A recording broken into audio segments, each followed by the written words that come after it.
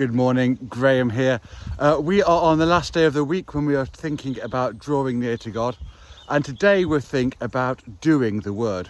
Now, I have a whole load of gardening books at home, and I read them and I study them and I pore over them, wanting to make sure my garden is amazing.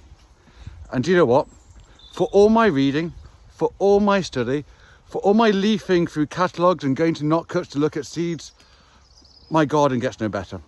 The weeds don't stop growing, the roses don't look any better, nothing blooms more fervently than the year before. Because I might read a lot, but I don't actually do a great deal in the garden. I like the theory of gardening, and yet I often don't find the time or give priority to actually getting my hands dirty and doing the gardening itself. Doesn't matter how much I read, unless I weed, the reeds are going to come back every single time.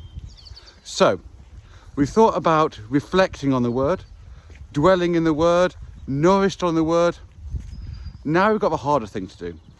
See, if we want to see our lives transformed, we don't just have to read the Bible, we have to try and do what it says, which can be a lot harder than reading it in the first place. But that's how we're going to see growth in our lives and our communities. So I ask you today, not just to read the Bible, but with all the things we've looked at this last week, is there anything that we can be doing to kind of do what the scriptures say? Tomorrow's Sunday, so you won't hear again from me from Monday. Up until then, do well, and I hope to see you next week.